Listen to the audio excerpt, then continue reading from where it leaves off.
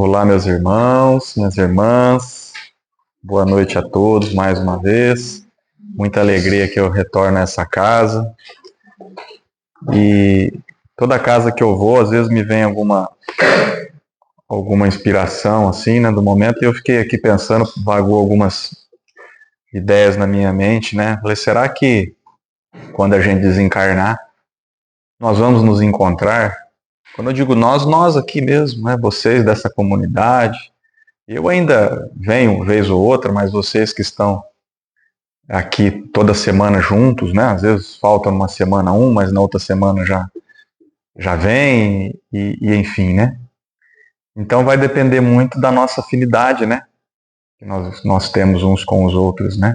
Assim é na nossa família. É claro que existe também a necessidade, lógico, né? Nós não vamos escapar dos deveres aí de, se for da vontade de Deus e da necessidade que nós, né, tenhamos experiências juntos novamente, nós vamos ter. Mas é algo para se pensar, porque o que vocês fazem aqui pode parecer muito simples, né? As reuniões, a manter a casa e tudo mais, né? Ah, é grupo pequeno, às vezes o pessoal fica incomodado, o palestrante vem e fala, tem poucas pessoas para ouvir sua palestra. Já escutei isso em muitas casas que eu vou, sabe? No começo eu ficava um pouquinho mais preocupado, não vou dizer triste, mas um pouquinho mais assim, né? Falei, poxa, mas vem pouca gente mesmo, né?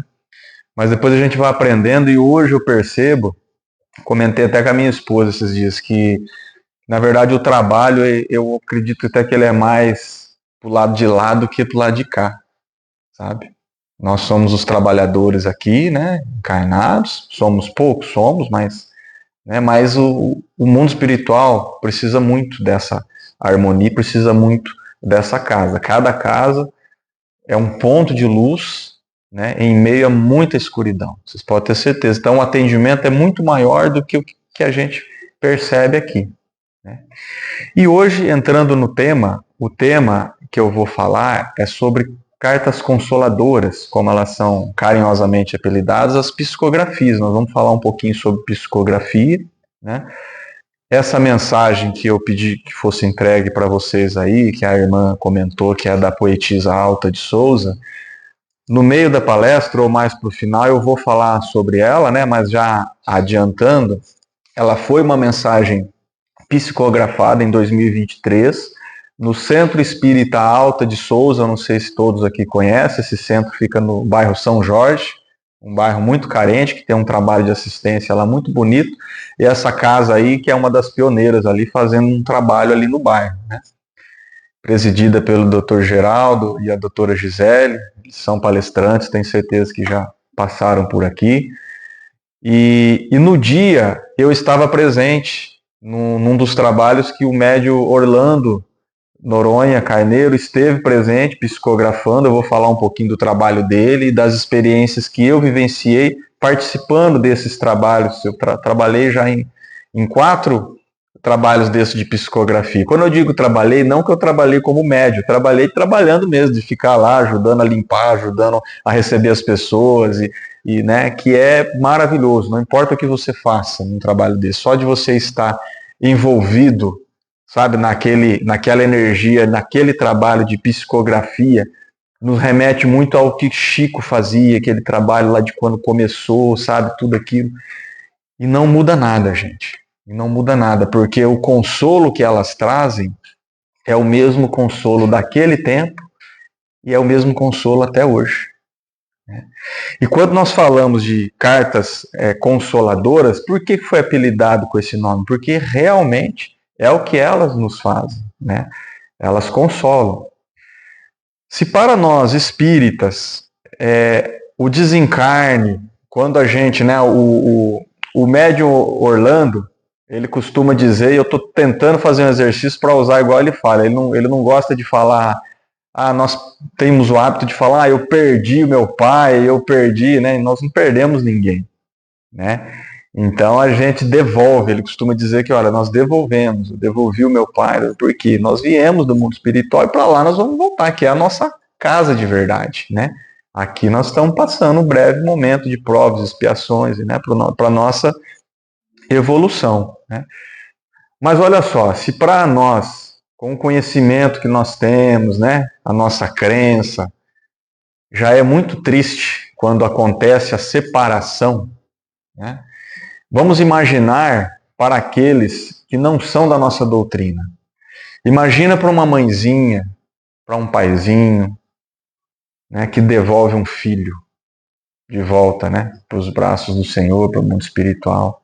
Como fica aquela dor, né? Então, as cartas consoladoras, elas vieram, né? Hoje eu estava vendo um post, só Chico, acho que foram mais de 10.000 cartas que Chico psicografou de cartas consoladoras. Eu não estou falando dos livros, né? Estou falando só de cartas, assim, que tem um estudo lá, que é difícil até, como é que você vai pegar essa quantidade, né? Eu não sei de onde vem a origem, eu li um post rápido ali, só que vem de Instagram, então é difícil até falar para vocês a fonte, mas teve muita carta. E o bacana é que esse trabalho continuou, esse trabalho até hoje. Existem alguns médios, né, assim como o Orlando que eu citei, fazendo esse trabalho de psicografia. Então nós vamos falar mais adiante sobre isso. Mas vamos imaginar para uma mãezinha que não tem o conhecimento. Como fica isso, né? Em 86 eu tinha 6 anos de idade para 7 e eu tive que devolver o meu pai, né, para o mundo espiritual. O meu pai, ele morreu assim de forma repentina, num acidente de carro. Ele passou em casa, era por volta de umas 8 horas da noite, ele estava indo a trabalho, buscar um amigo dele do lado, da nossa cidade vizinha. Eu morava numa cidade bem pequenina, Alvorada do Sul, interior, e um amigo dele precisava de carona para voltar embora da cidade, tinha feito um negócio ali do lado, e meu pai estava indo lá buscar ele. Ele passou em casa, avisou que estava indo, eu comecei a chorar que eu queria ir junto, e sempre ele me levava.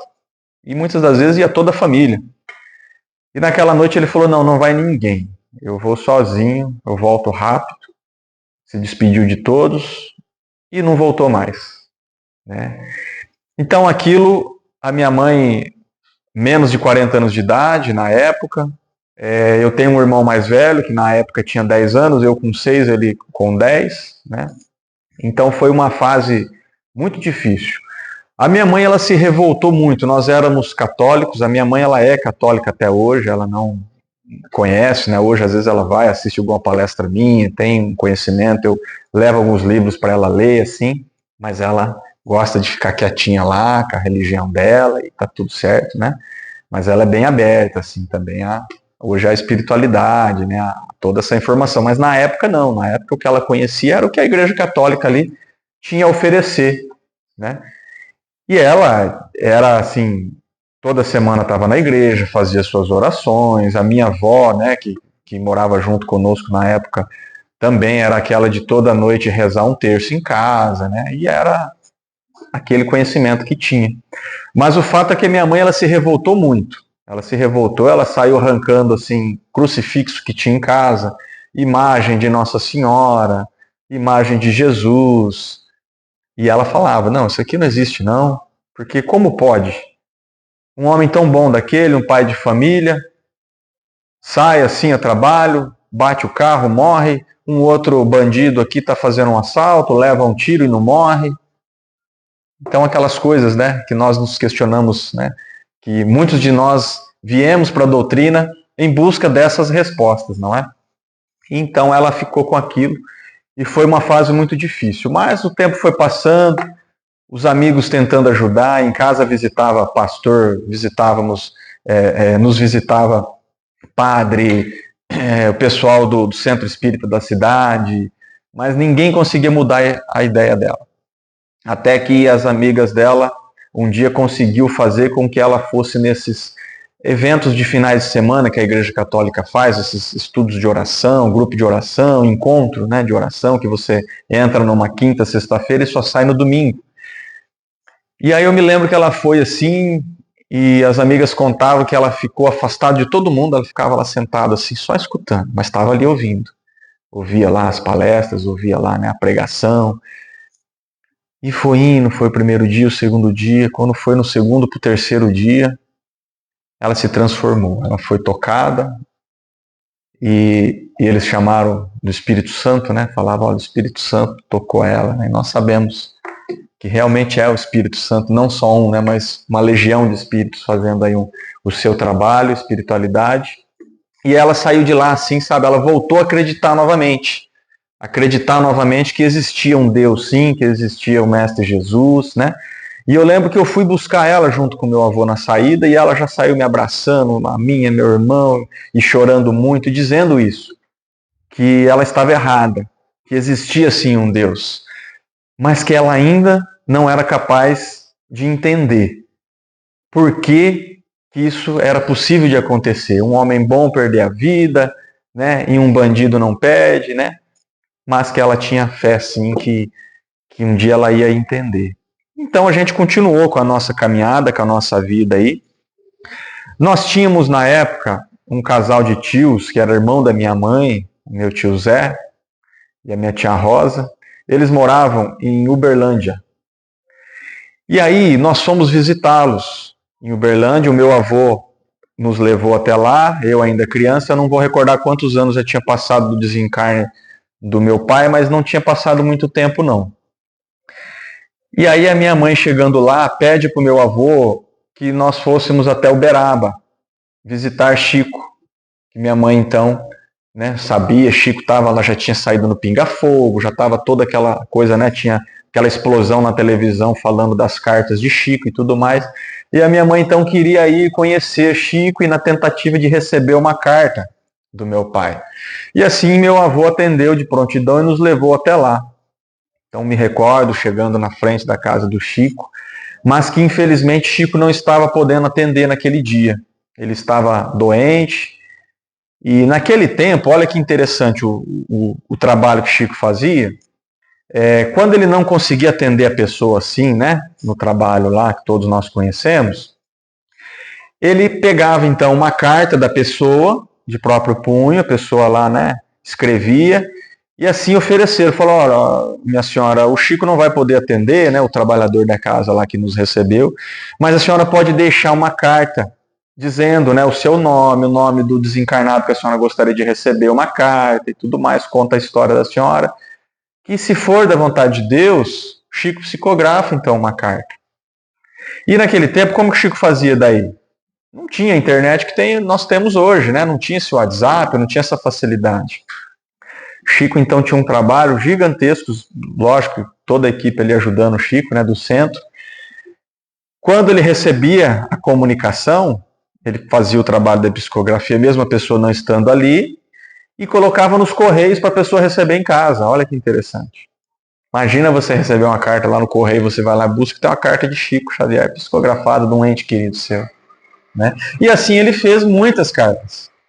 Era um trabalho, se você entrar... Eu não me lembro se é na Netflix, mas tem um documentário mostrando, contando a história, né, da vida de Chico, dos trabalhos, e lá conta tudo isso.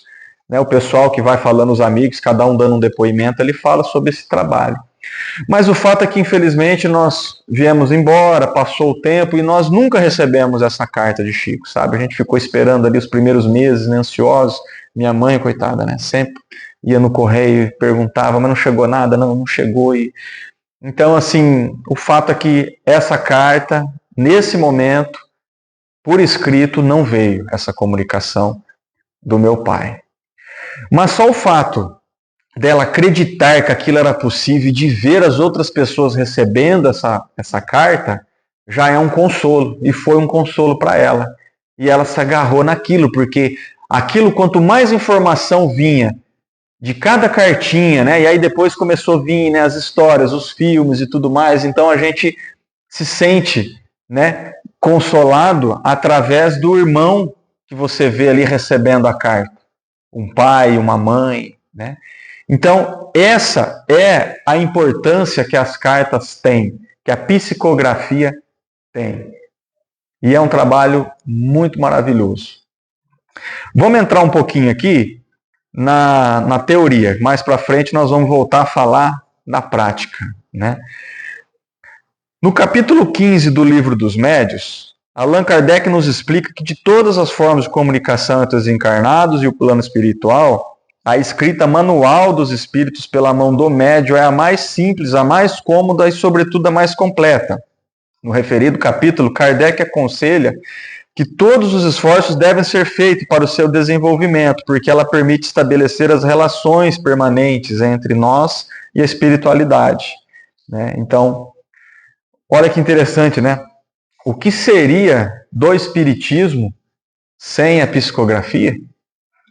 Porque foi através da psicografia, né, Kardec, quando Kardec, né, faz, né, escreve o livro dos espíritos, né, totalmente através da psicografia, né, e ele, sem acreditar no início, né, quando nós sabemos da história, das mesas girantes e tudo mais, ele não acreditava em nada daquilo, né, e aí quando ele vai como um professor, como um estudioso, ele vai atrás dos fenômenos, né, na tentativa de desmascarar que aquilo era tudo mentira. Mas aí ele se depara com a verdade. Mas aí ele quer entender. Ele, como um bom professor, né, gostando do conhecimento, então ele vai a fundo e começa o trabalho dele, que nós conhecemos. E o interessante é que a comunicação vem dos médios, ele precisava documentar aquilo. Então aí vem a parte da psicografia para poder documentar. Então ele começa a fazer as perguntas e os médios respondem de vários países. E juntando uma pergunta aqui no Brasil, uma pergunta na Argentina, uma pergunta na Espanha, na França, a resposta era a mesma. Lógico, né? Muda um pouquinho o sotaque, a maneira de expressar ali, mas o conteúdo era o mesmo. Então ele faz o Livro dos Espíritos. Olha que trabalho maravilhoso aí, né? Mas essa comunicação, ela começou só a partir de Kardec, a psicografia? Não, né? Nós temos relatos aí que ela começou muito antes. Mas os médios da antiguidade não tinham conhecimento do que eles faziam. Muitas das vezes vinha comunicação, muitas em desenhos, né? Nós temos aquelas gravuras, aqueles desenhos lá nas pedras, pinturas, né? Que ninguém sabia explicar o que era muito bem, e aquilo já eram manifestações mediúnicas, né? Hoje os estudos nos revelam isso. E se a gente for um pouco mais a fundo, vamos pensar aí, né? O que foram os 10 mandamentos que Moisés, né, escreveu na pedra, né? Não é uma psicografia, né? Moisés era médium. Nada mais do que isso, na verdade. Então a gente começa daí a entrar nesse estudo aí, e aí é muita matéria, né?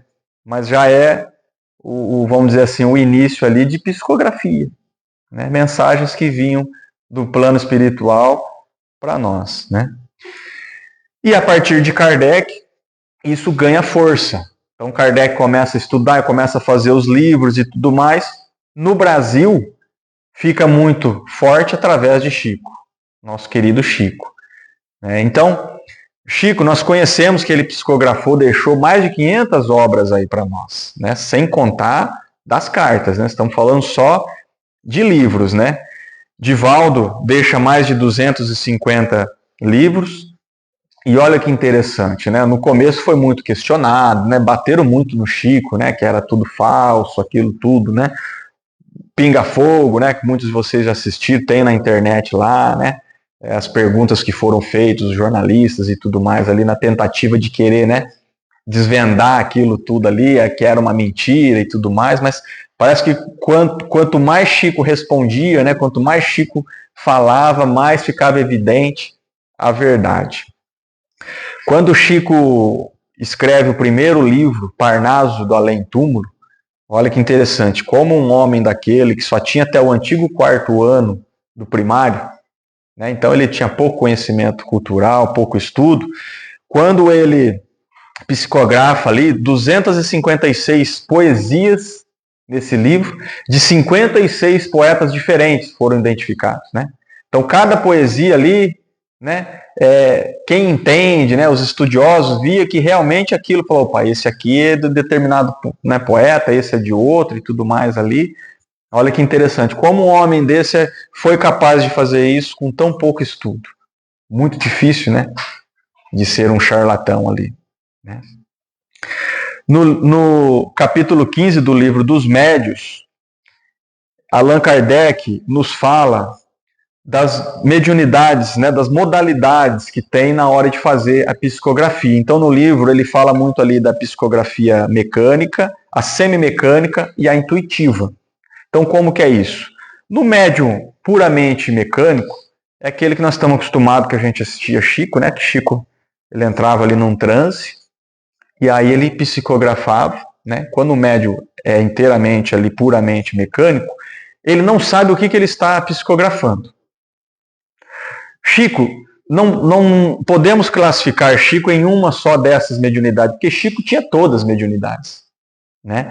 Chico, só fato de curiosidade, existia uma mediunidade de Chico, a única que Chico pediu para Emmanuel que fosse descaracterizado dele, que fosse retirado dele.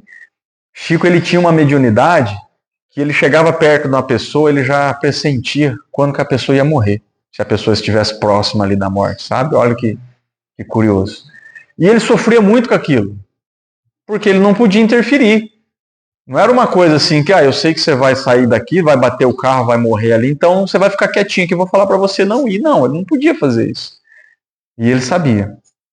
E ele sofria muito com aquilo, então ele pede para Emmanuel que pelo menos essa faculdade fosse retirada, e ele é atendido. Mas todas as outras, né, Chico conseguia, né? Então ele tinha clarividência, ele tinha todas, né? Mas o médium puramente mecânico é isso, gente. Então é quando ele recebe a comunicação ali, mas ele nem sequer sabe o que ele está escrevendo. A semimecânica, ele tem o impulso das mãos, começa a escrever ali mecanicamente, mas ele sabe o que ele está escrevendo.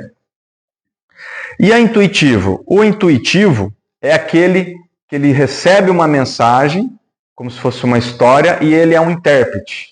Ele tem que contar aquela história, né? Esse ano vieram 2 médios de São Paulo, que é o Henrique e o Fábio. Eu tenho o nome deles aqui completo, depois mais adiante Fábio Castro e Henrique Botaro. Eles fizeram um trabalho ali no SEAME de psicografia também, que nós vamos falar. E à noite, eles fizeram um trabalho no sábado e no domingo. No sábado à noite, eles fizeram uma reunião, como se fosse uma palestra, assim, para tirar algumas dúvidas dos trabalhadores da casa ali. Eu tive presente e eu fiquei admirado, porque eu vi ele psicografando à tarde, eu imaginava que ele tivesse a mediunidade que Chico também tinha, né, a puramente mecânica. Mas ele contou que não, os 2 médios eram de intuição. Então, ele contou que vem para ele assim, a história, ele consegue visualizar algumas coisas e vem muito a história, ele escuta ali algumas coisas e tal, que aí ele passa. Mas que ele tem que tomar um cuidado, e a espiritualidade ajuda muito, nós vamos ver isso também aqui mais adiante, para não colocar o seu animismo, né? Não distorcer a mensagem ali, sabe? Mas o médio de intuição é isso, gente. Então ele é como se ele fosse ali o intérprete. Tem um livro que eu li do médio Osmar Barbosa, ele também é um médio de psicografia, não sei se vocês conhecem, ele tem diversos livros também. Só que ele tem uma linguagem mais simples, assim, é um livro até gostoso de ler, sabe? Diferente dos outros que nós somos acostumados de André Luiz e tal. E ele, nesse livro, eu estava lendo a história dele lá, desse médio, ele conta que a mediunidade dele é diferente, porque ele é levado, olha que interessante, ao lugar, à cena onde ele vai escrever o livro, onde ele vai psicografar a história. Então, por exemplo, se é alguma coisa relacionada lá, ele conta que tem lugares muito bonitos que ele acaba conhecendo, né? Colônias muito bonitas e tudo mais. Daí ele vai na história e tudo mais lá, e ele presencia a história e aí ele passa para as folhas. Mas que em contrapartida, ele também é levado a lugares terríveis, lugares, sabe assim, né, de umbral, que não é tão bonito assim de se ver, mas que ele tem que fazer o trabalho dele também. Então é um tipo de mediunidade diferente, né? Agora, gente, como que se dá este fenômeno no corpo físico do médium, recebendo a mensagem pelo espírito? No livro Missionários da Luz, capítulo 1, O Psicógrafo, escrito por Chico, né, ditado pelo querido André Luiz, de 1947. ele nos esclarece como que processa o mecanismo da psicografia no médium. Então, como que é feito aqui na história? André Luiz é levado a um trabalho de psicografia, né, na história do livro lá, onde ele narra o que ele vê. Então, eu vou dizer aqui as palavras dele. Passei a observar no corpo do intermediário grande laboratório de forças vibrantes. As glândulas do rapaz transformaram-se em núcleos luminosos, à guisa de perfeitas oficinas elétricas. Detive-me, porém, na contemplação do cérebro, em particular. Os condutores medulares formavam extenso pavio, sustentando a luz mental. O cérebro mostrava fulgurações. Nesse concerto sobre a luz mental, indefinível, a epífise emitia raios azulados e intensos. Olha que interessante, né? Enquanto ele estava presenciando o trabalho, né, de um médium de psicografia juntamente com a espiritualidade, então ele ficou acompanhando o que acontecia ali. E aí ele narra esse fato. Aí ele comenta das equipes espirituais trabalhando junto. Então ele fala da proteção que começa no dia anterior, que aí médicos e enfermeiros cuidam para que não ocorra alteração na condição física do médico. Porque o médico está aqui encarnado, né, gente? Então, ele pode sofrer todo tipo de problema também da carne, né?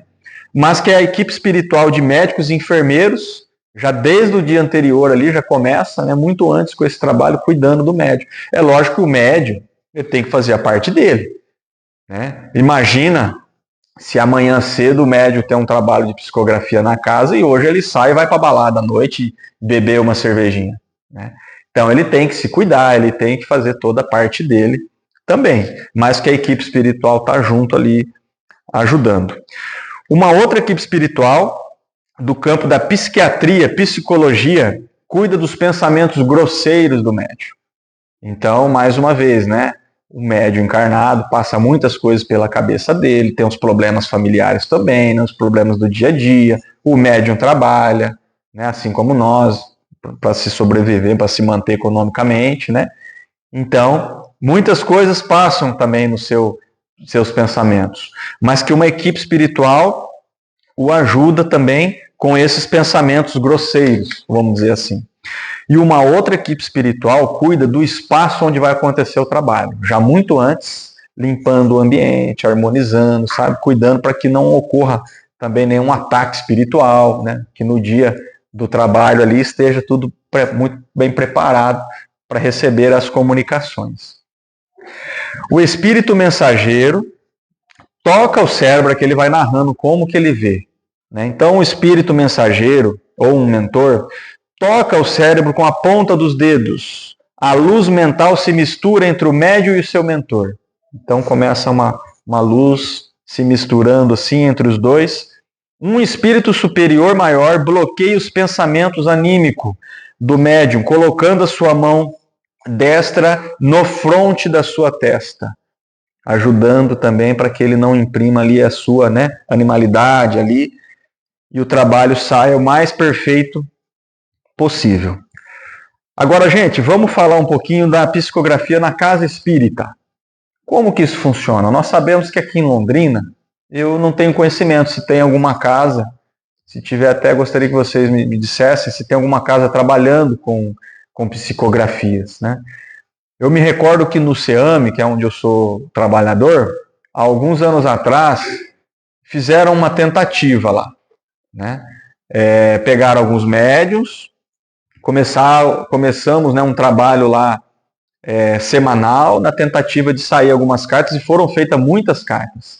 E aí colocavam essas cartas, umas com o nome endereçado, outras não, mas assim, nós percebemos que não encontrava o endereço, sabe? Colocava o nome lá da carta, da pessoa, para quem era, mas não encontrava a pessoa que recebia a carta. Mas que eram comunicações. E o trabalho foi indo, até que o médium o mentor da casa deu uma comunicação e disse, olha, vocês podem continuar com os trabalhos a nível de estudo, né? Mas não é característico dessa casa. O objetivo dessa casa é para estudo, né? É para reequilíbrio energético, né? Para outras, né? outras finalidades, vamos dizer assim. Mas que existem casas aqui, como essa que eu vou dizer, que eu pesquisei, eu achei uma casa aqui no Rio de Janeiro, que faz um trabalho de psicografia. Como que funciona? Então, eles recebem lá, a casa é aberta não só para quem é espírita, mas para qualquer um. Recebe, né, muita gente que chega lá, né, em busca de um consolo e fala, olha, eu preciso receber a comunicação do meu filho, então é muito bem acolhido. Eles dão uma ficha para a pessoa preencher, colocando lá o nome do desencarnado, a data. Algumas casas pedem também, gente, o atestado de óbito, sabe? E aí, é como se você fizesse mesmo uma ficha ali, né, dessa pessoa, e aí eles dão a seguinte orientação. Falam, olha, agora você tem que entrar em prece, em oração, né? Se puder, vem aqui durante as palestras, durante a semana, comece a frequentar, ou vá até a sua igreja, se você é de outra religião, né?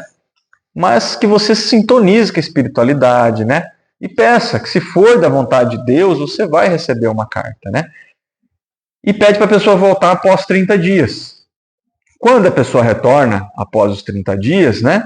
É lógico, nós sabemos que não são todos que recebem a carta, mas que alguns sim. Acontece de ter lá uma comunicação da pessoa. Então, esse é um tipo de trabalho que essa casa aqui faz e que tem outras também que eu vi, que também tem esse tipo de trabalho de psicografia, mas que são poucas, né, as comunicações. Nós sabemos aquela famosa frase de Chico, né, o telefone toca de lá para cá e não daqui para lá. Então temos que respeitar. Mas por que não são todos que conseguem dar essa comunicação? Eu assisti um podcast do Orlando Noronha, onde ele estava sendo entrevistado. Tem um programa, não sei se vocês conhecem, ele chama Recomeçar. Ele tem no Spotify, ele é um podcast espírita bastante interessante, onde toda semana um palestrante ou alguém conhecido do nosso movimento faz um bate-papo com ele lá, é muito legal, e aí tem médios, tem, né, muito bacana. E aí ele foi, recentemente agora, está com acho que uns 30 dias ou menos até, o Orlando foi convidado e ele foi, é interessante. Então fizeram até pergunta para ele, né, falou assim, Orlando, mas o porquê? Você sabe o porquê que uns recebem a mensagem, o outro não, né, específico, assim, por que a pessoa está lá? E é curioso que tem algumas pessoas que recebem mais de uma carta do seu ente querido e outras que fica tentando e nunca recebeu uma carta. E ele fala que ele não sabe explicar. Ele fala, olha, isso nunca nenhum espírito me disse o porquê, né? Porque é uma coisa assim que não tem uma explicação lógica, sabe? Tem muito a ver com a necessidade, com o merecimento. Sim, mas assim, o merecimento todos nós temos. Mas também nós temos que fazer por onde, né? Estar sintonizados, né? Tem um monte de questões aí que nós podemos dizer, né? O porquê. Mas ele disse também que não existe. Aquilo é fantasioso você dizer, antes de um ano não é possível da pessoa dar a comunicação.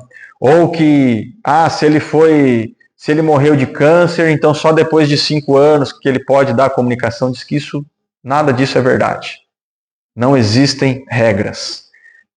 E aí o entrevistador pergunta para ele, mas Orlando, qual foi a carta de menos tempo que você já psicografou? E aí ele conta que em mais de 40 anos de trabalho, ele falou, olha, teve 2 cartas, que uma delas parece que foi assim, um desencarne após 15 dias, que ele psicografou, e uma outra após 45 dias do desencarne, a pessoa conseguiu fazer. Então percebam que realmente não existe, né, assim, vamos dizer assim, uma data específica. Teve uma situação curiosa, em uma dos trabalhos que eu estava presente, do Orlando, isso aqui foi lá no nosso lar. Teve uma pessoa que eu conheci, que me pediram para ir, tinha uma moça que o pai estava internado no HU, e me pediram para mim ir até lá, se alguém pudesse ir até lá para aplicar um passe. Então colocaram num grupo ali, né? E eu estava em Londrina, estava perto, falei, não, eu posso ir. E eu fui lá para aplicar um passe, o pai dela estava internado no HU, né, doente, tudo mais.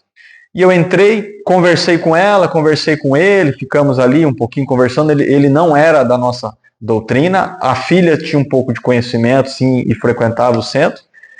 Mas, enfim, eu fui embora, nunca mais eu vi os dois. Passaram-se 9 meses, eu estava lá no evento, na portaria, recebendo as pessoas no nosso lar, quando eu a vi, ela na fila. Quando, né, ela chegou próximo de mim, eu falei, seu pai desencarnou, então? Desencarnou. Logo depois, né, não foi por conta do meu passe, não, mas logo na sequência ali, né, passou ali, acho que uns 30 dias do dia que eu fui lá dar o passe, ele desencarna, e ela então foi lá na tentativa de receber uma carta. Eu, na minha ignorância, pensei comigo, mas não falei para ela, né? Mas pensei comigo, coitada, você não vai receber a comunicação, só faz 9 meses que seu pai desencarnou, né? Ele não vai conseguir. Quando está lá no meio dos trabalhos, na hora que já começa a fazer a leitura das cartas já psicografada, o médium então fala o nome dela, chama ela vem, senta na mesa, e era uma mensagem dele. E no meio da mensagem, né, o médium ele lê a carta, né, no final, né, para as pessoas ali, todo mundo assistindo, né, escutando, assistindo. E aí ele fala assim ainda, que ele estava com muita dificuldade para escrever a carta, mas que o vô estava junto ajudando ele a escrever. Então olha que interessante, né? E ali eu aprendi uma lição, que realmente eu ainda não sabia nada e não sei até hoje, né, muito pouco. Então, só porque só faziam 9 meses, não era possível de receber uma comunicação. E aí o médium depois conta que ele já deu, né, comunicação de 15 dias, de 45 dias, né? Então, gente, tudo é possível, né? Quem somos nós para querer colocar alguma regra, né? E no plano espiritual, gente, existe todo um planejamento no plano espiritual, né? A gente fica imaginando, mas como que isso acontece lá? Vamos imaginar assim, né? Aí a gente recorre aos livros. Tem um livro que se chama Colônia Espiritual Novo Amanhecer, que é a psicografia do Orlando Noronha Carneiro pelo espírito Abelha, que é o espírito que o acompanha nos trabalhos, né? Aonde o mesmo nos conta que nessa colônia existe um departamento de comunicação e relações externas. Olha que interessante, esse é o nome que ele colocou no livro lá, que é um departamento, né? Assim como no nosso lar, também, né, Psicografia de Chico, o livro Nosso Lar, tem o filme também, né? Hoje tem até o 2 lá, Nosso Lar 2 já. André Luiz também narra uma passagem na história, onde ele conta que existe o Ministério da Comunicação. Então, assim, gente, são departamentos que, inclusive, mais adiante daí no filme, mostra uma parte lá onde está todo mundo sentado, assim, todo mundo não, né? Alguns irmãozinhos lá estão sentados nas mesinhas assim, e um deles lá, o Jonas, está escrevendo uma carta. Nessa mesinha tem um computador diferente lá assim. Que nessa carta ele estava endereçando para a mãe. Para consolar a mãe. E aí ele pega essa carta. Depois que ele faz a carta, ele vai até o tarefeiro que estava lá, né? De prontidão e fala, e agora? Como que a gente faz? A carta está aqui. Será que a minha mãe vai ficar feliz com a carta? E o tarefeiro fala, ô Jonas, tua mãe vai ficar maravilhada com a tua carta, né? Porque você colocou uma riqueza de detalhes e falou que está tudo bem aqui e tudo mais, né? Mas como que a gente faz agora, ele pergunta. Porque não era o momento, então ficou bem evidente que não era o momento que estava acontecendo um trabalho de psicografia aqui, e ele, Jonas, estava lá no plano espiritual. Não. Ele estava fazendo um esboço, que aí o tarefeiro fala para ele, no momento certo, quando você tiver permissão para ditar, nós vamos então entregar a carta. E aí ele continua dizendo, né, que já existe um irmão encarnado que está pronto para psicografar todas as mensagens que pudermos enviar, que era Chico Xavier. Olha que interessante. Então aqui eles nos mostram que o trabalho acontece também dessa maneira, muito organizado. Então, através desses departamentos, fica lá um esboço, né? A pessoa pensa ali o que ela vai escrever e que no momento certo ela dita a carta.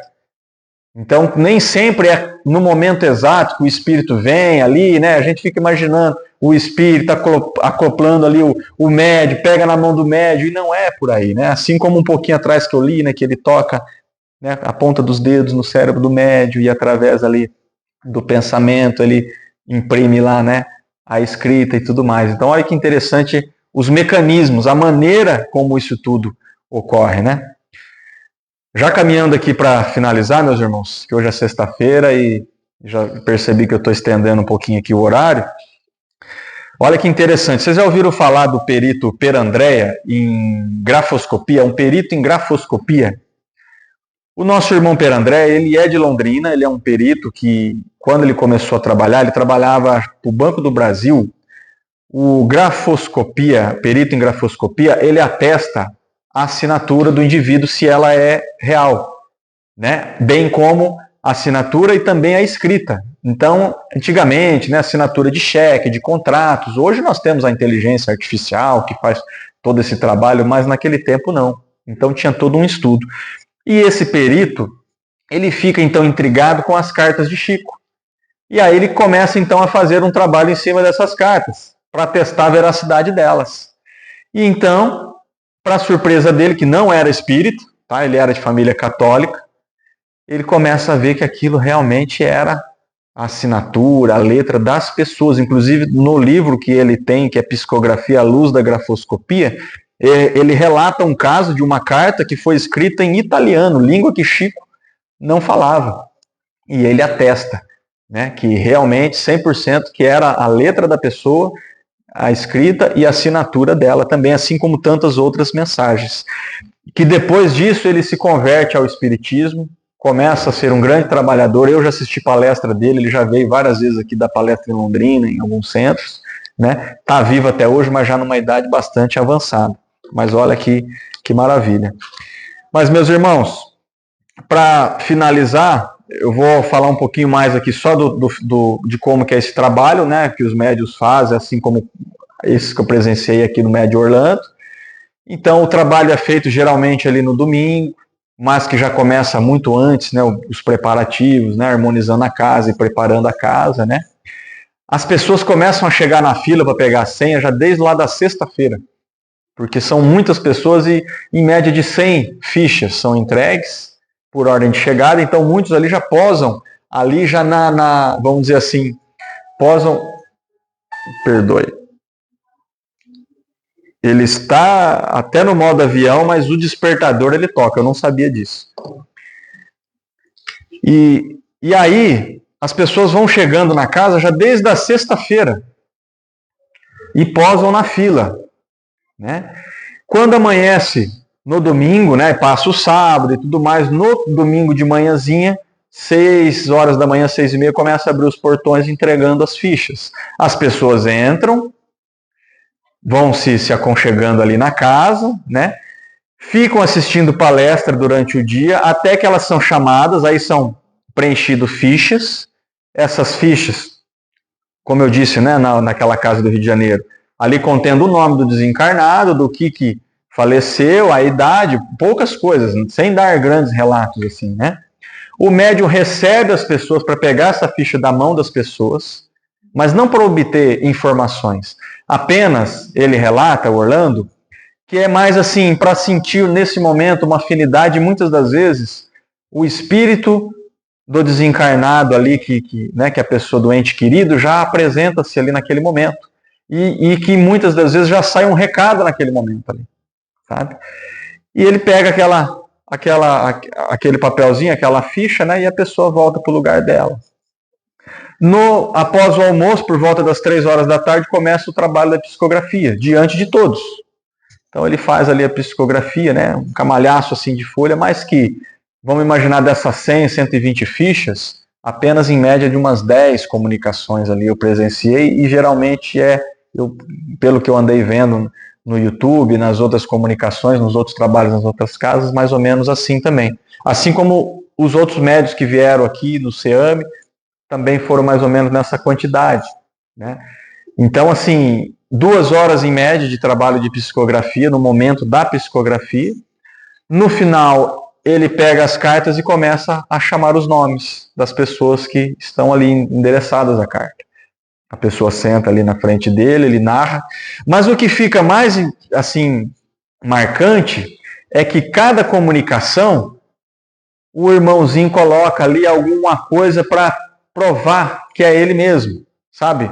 Uma história, né? Eu me lembro aqui de um caso de uma mãe que tinha perdido um filho E aí quando começa a narrar a carta, o filho fala assim: ô minha mãe, essa noite, 3 horas da manhã, quando a senhora pega o meu porta-retrato no meu quarto, debruça sobre a minha cama e chora, eu estava do seu lado. Sabe, essa riqueza de detalhes, que como que o médium ia saber disso?